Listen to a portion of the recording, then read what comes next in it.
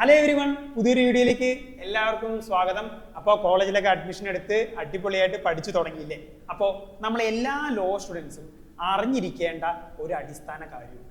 Okay, നമ്മളെല്ലാവരും law subjects പഠിക്കുന്നതാണ്. ഇപ്പോൾ ലോ സബ്ജക്ട്സ് പഠിക്കുമ്പോൾ ഒരു ലീഗൽ പ്രോബ്ലം അല്ലെങ്കിൽ ഒരു കേസ് പ്രോബ്ലം എങ്ങനെയാണ് ആൻസർ ചെയ്യേണ്ടതെന്ന് എല്ലാ ലോ സ്റ്റുഡൻസും അറിഞ്ഞിരിക്കേണ്ട ഒരു കാര്യമാണ്. ഇപ്പോൾ കാലിക്കറ്റ് യൂണിവേഴ്സിറ്റിയുടെ കീഴിൽ വരുന്ന തൃശ്ശൂർ ലോ കോളേജ് ആയിക്കോട്ടെ, കോഴിക്കോട് ലോ കോളേജ് ആയിക്കോട്ടെ, ഇവിടെ എല്ലാവരുടെയും ക്വസ്റ്റ്യൻ പേപ്പറിൽ യൂണിവേഴ്സിറ്റി എക്സാം ക്വസ്റ്റ്യൻ പേപ്പറിൽ പാർട്ട് ബി എന്ന് പറയുന്നത് പ്രോബ്ലം ക്വസ്റ്റ്യൻസ് ആണ്, അല്ലെങ്കിൽ കേസ് പ്രോബ്ലം ക്വസ്റ്റ്യൻസ് ആണ്. അപ്പം നമ്മൾ എങ്ങനെയാണ് ഒരു കേസ് പ്രോബ്ലം ആൻസർ ചെയ്യേണ്ടത്, എങ്ങനെയാണ് ഒരു ലീഗൽ പ്രോബ്ലം ആൻസർ ചെയ്യേണ്ടത്, നമ്മളെല്ലാവരും അറിഞ്ഞിരിക്കേണ്ട ഒരു കാര്യമാണ്. അതാണ് നമ്മൾ ഇന്നത്തെ വീഡിയോയിൽ ഡീൽ ചെയ്യുന്നത്. Okay, how to answer a case or legal problem. Okay, നമ്മൾ ഫസ്റ്റ് ഇയറിൽ കയറുമ്പോഴൊക്കെ നമുക്ക് ഒരുപാട് ഡൗട്ട് ഉള്ളതും നമുക്ക് ഒരുപാട് സംശയം വരുന്നൊരു ഭാഗമാണ് എങ്ങനെയാണ് ഒരു കേസ് പ്രോബ്ലം ആൻസർ ചെയ്യാന്നുള്ളത്. ഓക്കെ, നിങ്ങൾ കോളേജിൽ നിന്ന് ടീച്ചേഴ്സൊക്കെ ഗൈഡ് ചെയ്തിട്ടുണ്ടാവും. എന്നാലും ഇന്നൊരു വീഡിയോ നമ്മൾ അതിനെ പറ്റിയാണ് ചെയ്യുന്നത്. എങ്ങനെയാണ് ഒരു കേസ് പ്രോബ്ലം അല്ലെങ്കിൽ എങ്ങനെയാണ് ഒരു ലീഗൽ പ്രോബ്ലം എങ്ങനെ ആൻസർ ചെയ്യേണ്ടത്. അപ്പം ഞാൻ ഈ ഒരു കാര്യം പറഞ്ഞുതരാൻ വേണ്ടി ഞാൻ ഒരു ഹൈപ്പോത്തറ്റിക്കൽ ആയിട്ടുള്ള ഒരു ആർട്ടിഫിഷ്യൽ ആയിട്ടുള്ള ഒരു പ്രോബ്ലം കേസ് പ്രോബ്ലം ഞാൻ ക്രിയേറ്റ് ചെയ്തിട്ടുണ്ട്. ഓക്കെ, അത് ബേസ് ചെയ്തിട്ട് ഞാൻ പറഞ്ഞുതരാം എങ്ങനെയാണ് ഒരു കേസ് പ്രോബ്ലം, എങ്ങനെയാണ് ലീഗൽ പ്രോബ്ലം വൃത്തിയായിട്ട് എങ്ങനെ ആൻസർ ചെയ്യേണ്ടത് ഞാൻ പറഞ്ഞുതരാം. ഓക്കെ, അപ്പോൾ how to answer a case or legal problem. അപ്പോൾ ഈ വീഡിയോസൊക്കെ നിങ്ങൾക്ക് ഹെൽപ്ഫുൾ ആവണമെങ്കിൽ ഉറപ്പായിട്ട് സപ്പോർട്ട് ചെയ്യുക, ലൈക്ക് ചെയ്യുക, സബ്സ്ക്രൈബ് ചെയ്യുക, നിങ്ങളുടെ ഫ്രണ്ട്സിനൊക്കെ അയച്ചു കൊടുക്കുക. ഓക്കെ, സപ്പോർട്ട് തരിക. അപ്പോൾ നമുക്ക് തുടങ്ങാം. നമുക്ക് പ്രോബ്ലത്തിലേക്ക് പോവാം. നമ്മുടെ കേസ് പ്രോബ്ലം അല്ലെങ്കിൽ ലീഗൽ പ്രോബ്ലത്തിലേക്ക് നമുക്ക് പോവാം. ഓക്കെ, പ്രോബ്ലം ഇങ്ങനെയാണ്. Givi was a teacher. Givi എന്ന് പറയുന്ന ഒരു വ്യക്തി, Givi was a teacher in a school named X. X എന്ന് പറയുന്ന ഒരു സ്കൂളിൽ ഗിവി ടീച്ചർ ആയിരുന്നു. And he was very popular among the students. പിള്ളേരുടെ ഇടയിൽ ഭയങ്കര പോപ്പുലർ ആണ്. Givi decided to leave his job. Okay, Givi ആ എക്സ് എന്ന് പറയുന്ന സ്കൂളിലെ ജോബ് നിർത്താൻ ലീവ് ചെയ്തു. എന്നിട്ട് എന്ത് ചെയ്തു? ആ ലീവ് ചെയ്തതിന് ശേഷം ഗിവി എന്ത് ചെയ്തു? He opened a school. Givi എന്ത് ചെയ്തു? വേറൊരു സ്കൂൾ ഓപ്പൺ ചെയ്തു. ഈ പഴയ സ്കൂളിൽ അവൻ വർക്ക് ചെയ്ത പഴയ സ്കൂളിന്റെ, എക്സ് എന്ന് പറയുന്ന പഴയ സ്കൂളിന്റെ നേരെ ഓപ്പോസിറ്റ് പുതിയൊരു സ്കൂൾ തുടങ്ങി. As a result many students left X and joined Givi academy. Givi തുടങ്ങിയ പുതിയ സ്കൂളിന്റെ പേര് ഗിവി അക്കാഡമിയാണ്. അപ്പൊ ഈ ഗിവി എന്ന് പറയുന്ന ആൾ ഭയങ്കര പോപ്പുലർ ആണ്. പിന്നെ ഗിവി തുടങ്ങിയ പുതിയ സ്കൂൾ ഗിവി അക്കാഡമി, അവിടെ ഫീസ് ഭയങ്കര കുറവാണ്. പിന്നെ ഈ പഴയ സ്കൂളിന്റെ നേരെ ഓപ്പോസിറ്റ് ആണ്. അപ്പൊ എന്ത് ചെയ്തു? കുറെ കുട്ടികൾ, എക്സ് എന്ന് പറയുന്ന സ്കൂളിൽ പഠിക്കുന്ന കുറെ കുട്ടികൾ ഗിവി അക്കാഡമി പോയി ചേർന്നു. Okay, this cost loss of money to the owner of X. കുറെ പിള്ളേർ കൊഴിഞ്ഞു പോയപ്പോൾ എന്ത് ചെയ്തു? ഓണർക്ക്, എക്സിന്റെ ഓണർക്ക് നഷ്ടമുണ്ടായി. The owner of X decided to sue എന്ന് പറഞ്ഞ കേസ് കൊടുക്കുക, sue Givi in the court. Okay, അപ്പോൾ ഒരുപാട് നഷ്ടം ഉണ്ടായി. അപ്പൊ എന്ത് ചെയ്തു? ഈ ഗിവി തുടങ്ങിയ ഗിവിക്കെതിരെ എന്ത് ചെയ്തു? എക്സിന്റെ ഓണർ കേസ് കൊടുത്തു. In the lawsuit the owner of X asked for the money to make up for losses he suffered decide. Okay, ഇതാണ് നമ്മുടെ ലീഗൽ പ്രോബ്ലം. ഓക്കെ, അപ്പൊ ലീഗൽ പ്രോബ്ലം എന്താ? ഗിവി ഒരു കോളേജിലെ ഒരു സ്കൂളിലെ ടീച്ചർ ആയിരുന്നു. ഗിവി ഭയങ്കര പോപ്പുലർ ആയിരുന്നു അവിടെ. ഗിവി അവിടുന്ന് സ്കൂളിൽ നിന്ന് ജോബ് ലീവ് ചെയ്ത് ഗിവി എന്ത് ചെയ്തു? ഈ പഴയ സ്കൂൾ, ഗിവി വർക്ക് ചെയ്ത പഴയ സ്കൂളിന്റെ നേരെ ഓപ്പോസിറ്റ് പുതിയൊരു സ്കൂൾ തുടങ്ങി. എന്ത് ചെയ്തു? അവിടെ ഫീസ് കുറവായിരുന്നു. പിന്നെ ഗിവി ഭയങ്കര പോപ്പുലർ ആണ്. അപ്പൊ ഈ എക്സ് പഠിപ്പിച്ച പഴയ എക്സ് സ്കൂളിൽ നിന്ന് കുറെ കുട്ടികൾ അവിടെ പോയി ചേർന്നു. അപ്പൊ എക്സിന്റെ ഓണർക്ക് നഷ്ടമുണ്ടായി. അപ്പൊ എക്സിന്റെ ഓണർ എന്ത് ചെയ്തു? ഗിവിക്കെതിരെ കേസ് കൊടുത്തു. ഇതാണ് നമ്മുടെ ലീഗൽ പ്രോബ്ലം. ഓക്കെ, അപ്പൊ ഇവിടെ നമുക്ക് ഒരു ലീഗൽ പ്രോബ്ലം വരുമ്പോൾ നമ്മൾ മെയിൻ ആയിട്ട് എന്താ ചെയ്യേണ്ടത് വെച്ചാൽ ആദ്യം ആ പ്രോബ്ലം കൃത്യമായിട്ട് വായിക്കുക എന്നൊരു കാര്യമാണ്. ഓക്കെ, കൃത്യമായിട്ട് പ്രോബ്ലം വായിച്ച് അത് മനസ്സിലാക്കി അവിടെ എന്താണ് പ്രശ്നം. ഓക്കെ, ഒരു ലീഗൽ പ്രോബ്ലത്തിൽ ഒരു ഹൈപ്പോത്തറ്റിക്കൽ സിറ്റുവേഷൻ തന്നിട്ട് അവിടെ ഒരു പ്രശ്നം ഉണ്ടാവും. ഓക്കെ, ഒരു ലീഗൽ ഇഷ്യൂ ഉണ്ടാവും. ആ ലീഗൽ ഇഷ്യൂ നമ്മൾ പരിഗണിക്കണം. ഒരു ലീഗൽ പ്രോബ്ലം എഴുതുമ്പോൾ നമ്മളാണ് ജഡ്ജി എന്ന് മനസ്സിൽ വിചാരിച്ചിട്ട് വേണം നമ്മൾ എന്ത് ചെയ്യുക? ഒരു ലീഗൽ പ്രോബ്ലം ആൻസർ ചെയ്യാൻ. Okay, so this is the legal problem. ഇതാണ് നമ്മുടെ ലീഗൽ പ്രോബ്ലം. ഓക്കെ, ഈ പ്രോബ്ലം വായിക്കുമ്പോൾ തന്നെ നിങ്ങൾക്ക് കുറച്ച് പേർക്കെങ്കിലും ഇതുമായി ബന്ധപ്പെട്ട കേസ് നിങ്ങളുടെ മനസ്സിൽ ഓർമ്മ വരും. നമ്മൾ ടോട്ടൽ പഠിക്കുന്ന ഒരു ഫേമസ് കേസാണിത്. ഓക്കെ, അപ്പൊ ഈ പ്രോബ്ലം വായിക്കുന്നതിന് കുറച്ച് പേർക്കെങ്കിലും, ഈ വീഡിയോ കാണുന്ന കുറച്ച് പേർക്കെങ്കിലും ഈ ഏതാണ് ഈ പ്രോബ്ലം, നിങ്ങൾക്ക് ഏത് കേസുമായി ബന്ധപ്പെട്ടാണ് ഈ പ്രോബ്ലം എന്നുള്ളത് മനസ്സിലായി. ചിലപ്പോൾ നിങ്ങൾ പലരും എൻട്രൻസിൽ പഠിച്ചിട്ടുണ്ടാവും. ഓക്കെ, അപ്പൊ നമുക്ക് ഈ പ്രോബ്ലം എങ്ങനെയാണ്, ഈ ലീഗൽ പ്രോബ്ലം സ്റ്റെപ്പ് വൈസ് എങ്ങനെ ആൻസർ ചെയ്യേണ്ടത് നമുക്ക് പഠിക്കാം. അപ്പോൾ ഒരു പ്രോബ്ലം ആൻസർ ചെയ്യാൻ വേണ്ടി മെയിൻ ആയിട്ട് 4 സ്റ്റെപ്പുകളാണുള്ളത്. ഈ 4 സ്റ്റെപ്പിൽ വേണം ഈ പ്രോബ്ലം ആൻസർ ചെയ്യാൻ. അതിൽ ഒന്നാമത്തെ സ്റ്റെപ്പ് എന്ന് പറയുന്നത് ഫാക്റ്റ് ആണ്. ഓക്കെ, ഫാക്റ്റ് ആണ് ഒന്നാമത്തെ ഇത്. ഓക്കെ, ഒന്നാമത്തെ സ്റ്റെപ്പ്. രണ്ടാമത്തത് ഇഷ്യൂസ് ആണ്. ഓക്കെ, മൂന്നാമത്തത് എന്താണ്? മൂന്നാമത്തെ എന്താണ്? മൂന്നാമത്താണ് ജഡ്ജ്മെന്റ്. ഓക്കെ, ജഡ്ജ്മെന്റ് കഴിഞ്ഞാൽ പിന്നെ എന്താണ്? ജഡ്ജ്മെന്റ് കഴിഞ്ഞാൽ അടുത്ത step reasons for judgement with associated case laws. Okay, reasons for judgment അപ്പൊ ഈ രീതിയിൽ വേണം നിങ്ങൾ എന്ത് ചെയ്യാൻ ഒരു കേസ് പ്രോബ്ലം ആൻസർ ചെയ്യാൻ. അപ്പൊ fact, issues, judgement, reasons for judgement with case laws. Okay, ഇനി നമുക്ക് ഈ സ്റ്റെപ്പിൽ ഞാൻ ക്രിയേറ്റ് ചെയ്ത ഹൈപ്പോത്തറ്റിക്കൽ പ്രോബ്ലം എങ്ങനെ ആൻസർ ചെയ്യാൻ നമുക്ക് നോക്കാം. ഓക്കെ, അപ്പോൾ നമ്മൾ ആദ്യം ഞാൻ സ്റ്റെപ്പ് 1 എന്താ? ഫാക്ട്. അപ്പൊ ഫാക്ട് എന്ന് പറഞ്ഞാൽ എന്താ? നമ്മുടെ പ്രോബ്ലത്തിലെ കഥ.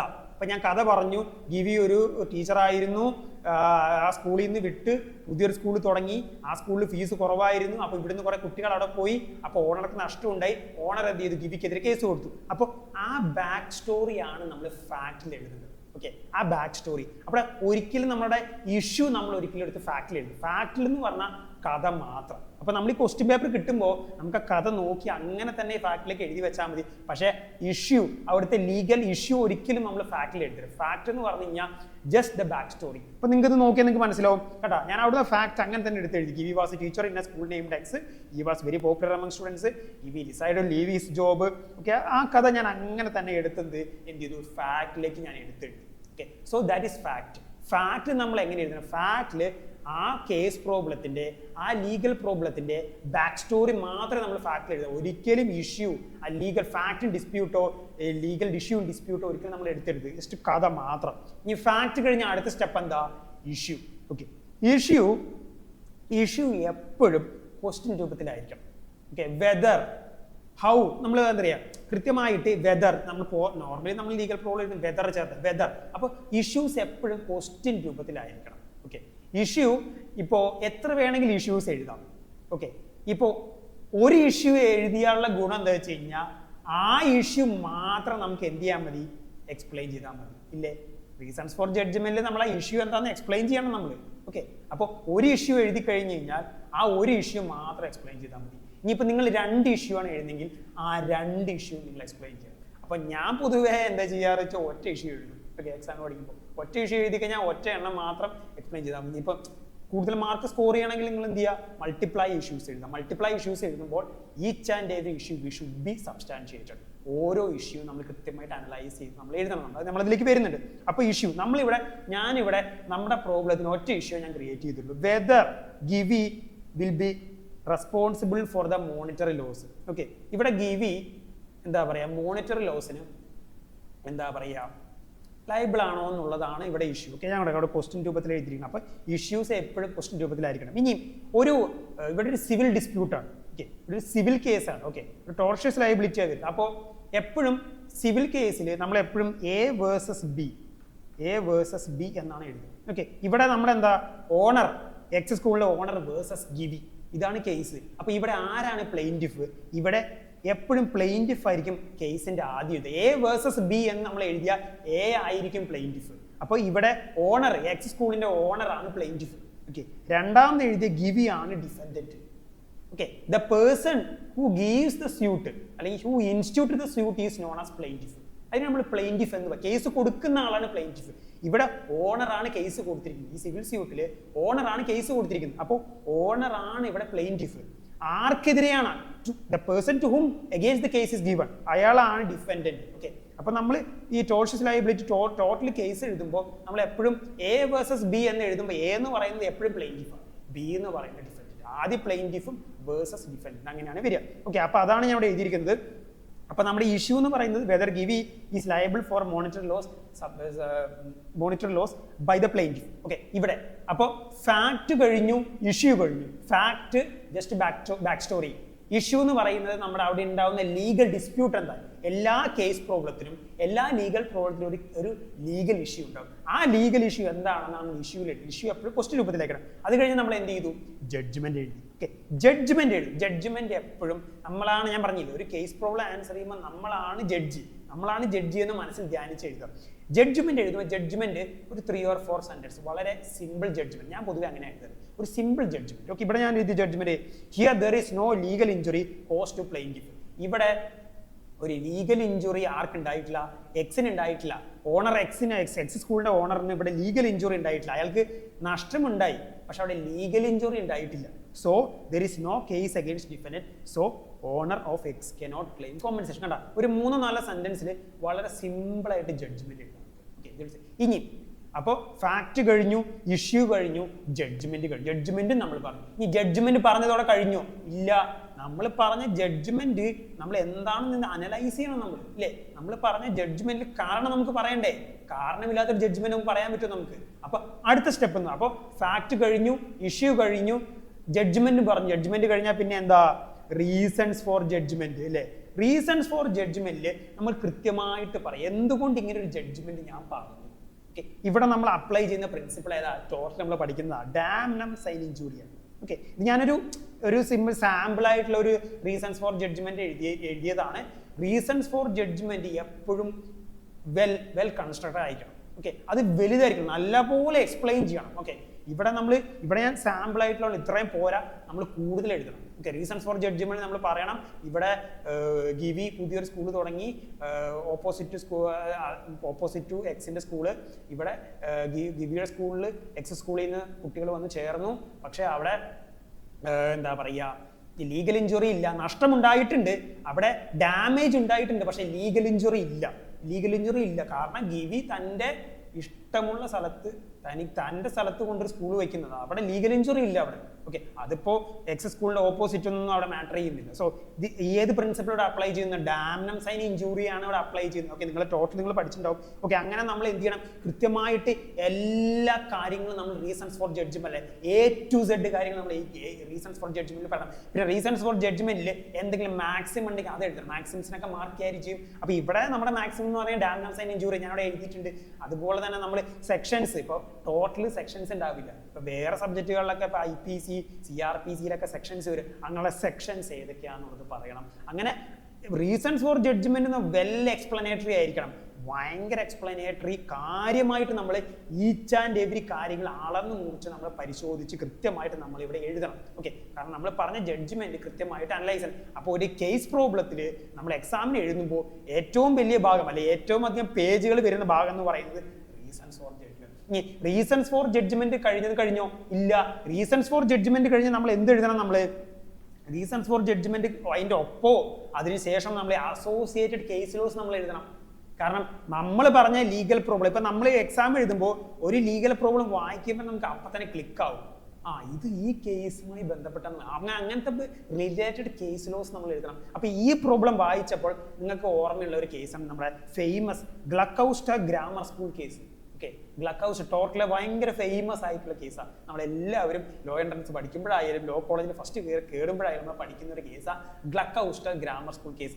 ഈ ഗിവിയും ഓണർ ഓഫ് എക്സും വെച്ചുള്ള പ്രോബ്ലം പറയുമ്പോൾ നിങ്ങളുടെ മൈൻഡിലേക്ക് എൻ്റെ മൈൻഡിലേക്ക് വന്ന പ്രോബ്ലം ഇതാണ്. കേസാണ് ഗ്ലക്കൌസ്റ്റർ ഗ്രാമർ സ്കൂൾ കേസ്. അപ്പോൾ റീസൺസ് ഫോർ ജഡ്ജ്മെന്റിനൊപ്പം നമ്മൾ എന്ത് ചെയ്യണം? അസോസിയേറ്റഡ് കേസ് ലോസ് എഴുതണം. കേസ് ലോസ് എന്ന് പറയുക, കേസ് ലോസിന് നമ്മൾ സൈറ്റേഷൻ എഴുതണം. ഇനിയിപ്പോൾ സൈറ്റേഷൻ പൂർണ്ണമായിട്ട് ഓർമ്മയില്ലെങ്കിൽ അറ്റ്ലീസ്റ്റ് ഇയറെങ്കിലും നമ്മൾ ഇയറെങ്കിലും എഴുതണം. ഓക്കെ, വർഷമെങ്കിലും നമ്മൾ എഴുതണം. ഓക്കെ, അപ്പോൾ അങ്ങനെ ബ്രീഫായിട്ട് വളരെ അതോറിറ്റേറ്റീവ് ആയിട്ട് വേണം നമ്മൾ എന്ത് ചെയ്യണം? കേസ് പ്രോബ്ലം എഴുതേണ്ടത്. ഓക്കെ, അപ്പോൾ 4 സ്റ്റെപ്പാണുള്ളത്: fact, issues, judgement, reasons for judgement ഒപ്പം തന്നെ നമ്മുടെ അസോസിയേറ്റഡ് കേസ് ലോസ്. നമ്മൾ വായിക്കുന്ന പ്രോബ്ലം, നമ്മൾ ഡീൽ ചെയ്യുന്ന പ്രോബ്ലമായി ബന്ധപ്പെട്ടുള്ള കേസ് ലോസ് ഉണ്ട്. ഓക്കെ, ടോട്ടൽ മറ്റുള്ള സബ്ജക്റ്റുകളിലും. ഓക്കെ, ആ കേസ് ലോസ് നമ്മൾ എന്ത് ചെയ്യണം? എടുത്ത് നമ്മൾ എഴുതണം. അതിന് സൈറ്റേഷൻ ഓർമ്മയുണ്ടെങ്കിൽ എഴുതുക, അല്ലെങ്കിൽ വർഷമെങ്കിലും എഴുതുക. ഓക്കെ, ഇനി കേസ് ലോസ് ഒന്നിലധികം ഉണ്ടെങ്കിൽ അതും എഴുതാം. ഇനി ഇങ്ങനെയാണ് ഒരു നോർമലി എന്ത് ചെയ്യേണ്ടത്? ഒരു കേസ് പ്രോബ്ലം അല്ലെങ്കിൽ ലീഗൽ പ്രോബ്ലം ആൻസർ ചെയ്ത് നമ്മൾ സെമസ്റ്റർ 1 മുതൽ സെമസ്റ്റർ 10 വരെ, 3 ഇയർ ആണെങ്കിൽ സെമസ്റ്റർ 1 മുതൽ സെമസ്റ്റർ 6 വരെ അറിഞ്ഞിരിക്കേണ്ട ഒരു കാര്യമുണ്ട്. കാലിക്കറ്റ് യൂണിവേഴ്സിറ്റി ഞാൻ പറഞ്ഞു, പാർട്ട് ബി സെക്ഷൻ ക്വസ്റ്റ്യൻ പേപ്പറിലെ സെമസ്റ്റർ എക്സാം ക്വസ്റ്റ്യൻ പേപ്പറിലെ പാർട്ട് ബി സെക്ഷൻ എന്ന് പറയുന്നത് ലീഗൽ പ്രോബ്ലം. അപ്പോൾ ലീഗൽ പ്രോബ്ലം എങ്ങനെ ആൻസർ ചെയ്യുന്നത് നമ്മൾ എന്ത് ചെയ്യണം? അടിസ്ഥാനമായിട്ട് നമ്മൾ അറിഞ്ഞിരിക്കണം. ഇനി ഇതൊരു മെത്തേഡ്, ഇത് ഞാൻ എൻ്റെ കോളേജിൽ പഠിക്കുന്ന സമയത്ത് ഞാൻ ഫോളോ ചെയ്ത മെത്തേഡ്. ഇനി വേറെ മെത്തേഡുകളുണ്ട്: fact, issue, reasonable analysis and judgement. Okay, ഇങ്ങനെയും ആൻസർ ചെയ്യുന്നവരുണ്ട്. അപ്പൊ നമ്മൾ എന്ത് ഫാക്ട് എഴുതാം, ഇഷ്യൂ എഴുതാം. റീസണബിൾ അനാലിസിസിൽ നമ്മൾ എന്തൊക്കെ എഴുതണം? നമ്മൾ മുന്നത്തെ മെത്തേഡിൽ റീസൺസ് ഫോർ ജഡ്ജ്മെന്റിൽ പറഞ്ഞ കാര്യങ്ങൾ റീസണബിൾ അനാലിസിസ് എടുത്തെഴുതുക. ഇവിടെ ഗിവി പുതിയ സ്കൂൾ തുടങ്ങി, കുറെ പിള്ളേർ അവിടെ പോയി ചേർന്നു, അങ്ങനെയുള്ള എക്സാ കാര്യങ്ങൾ, ഡാംനം സൈൻ ഇഞ്ചൂറിയ അങ്ങനത്തെ കാര്യങ്ങൾ. ഇവിടെ ലീഗൽ ഇഞ്ചുറി ഇല്ല, ഡാമേജ് ഉണ്ട് പക്ഷേ ലീഗൽ ഇഞ്ചുറി ഇല്ല. അങ്ങനെയുള്ള എല്ലാ കാര്യങ്ങളും ഡീറ്റെയിൽ അനാലിസിസ് നമ്മൾ എന്ത് ചെയ്യണം? അതാണ് റീസണബിൾ അനാലിസിസ് എന്ന് പറയുന്നത്. ഓക്കെ, അങ്ങനെയുള്ള കാര്യങ്ങൾ റീസണബിൾ അനാലിസിസ് പറയണം. എന്നിട്ട് അതിനുശേഷം ഇതെല്ലാം പറഞ്ഞതിന് ശേഷം ജഡ്ജ്മെന്റ് എഴുതുമ്പോൾ നമ്മൾ എഴുതും in the light of above observations. In the light of above observations okay, ഇവിടെ എക്സ് കനോട്ട് ക്ലെയിം കോമ്പൻസേഷൻ, അല്ലെങ്കിൽ ഒരു 3 or 4 സെന്റൻസിൽ നിങ്ങൾക്ക് അതിൽ കൂടുതൽ എഴുതണമെങ്കിൽ നിങ്ങൾക്ക് ബ്രീഫായിട്ട് എക്സ്പ്ലനേറ്ററി ആയിട്ടുള്ള ജഡ്ജ്മെന്റ് എഴുതണമെങ്കിൽ എഴുതി അത് കഴിഞ്ഞിട്ട് എന്ത് ചെയ്യണം, with case laws, okay, associated case laws ഇങ്ങനെയും ആൻസർ ചെയ്യുന്നവരുണ്ട്. ഓക്കെ, ഇങ്ങനെ ഇപ്പൊ ഞാൻ പറഞ്ഞ മെത്തേഡ് ബേസിക് മെത്തേഡാ. Fact issue judgement reasons for judgement with case laws. ഇത് fact issue reasonable analysis judgement with case laws. Okay, അപ്പോൾ ഈ രീതിയിൽ 2 രീതി ഇപ്പൊ നിങ്ങൾക്ക് ഏറ്റവും എന്ത് ചെയ്യുക പ്രിഫറബിൾ ആയി തോന്നുന്ന മെത്തേഡ് നിങ്ങൾക്ക് ഫോളോ ചെയ്യുമ്പോൾ, ഈ സ്കൂളിൽ ടീച്ചർ ഇനി വേറെ മെത്തേഡ് പറയുന്നുണ്ട്, നിങ്ങൾക്ക് അതാണ് കുറച്ചുകൂടി പ്രിഫറബിൾ എങ്കിൽ അത് നിങ്ങൾക്ക് ഫോളോ ചെയ്യാം. ഓക്കെ, അപ്പോൾ ഇത്രയും കാര്യങ്ങളാണ് മെയിൻ ആയിട്ട് പറയുന്നത്. നമ്മൾ അടിസ്ഥാനമായിട്ട് നമ്മൾ ലോ കോളേജ് കയറുമ്പോൾ ഫസ്റ്റ് സെമ്മിൽ പഠിക്കുമ്പോൾ നമ്മൾ അടിസ്ഥാനമായിട്ട് അറിഞ്ഞിരിക്കേണ്ട ഒരു കാര്യമാണ് എങ്ങനെയാണ് ലീഗൽ പ്രോബ്ലം അല്ലെങ്കിൽ കേസ് പ്രോബ്ലം ആൻസർ ചെയ്യേണ്ടതുള്ളത്. ഓക്കെ, നമ്മൾക്ക് ഇന്റർണൽ എക്സാമിനേഷൻസ് വരും, അതുപോലെ സെമസ്റ്റർ എക്സാമിനേഷൻസ് വരും, അപ്പോഴൊക്കെ നമുക്ക് അറിഞ്ഞിരിക്കേണ്ട ഒരു കാര്യമാണ് how to answer a case problem.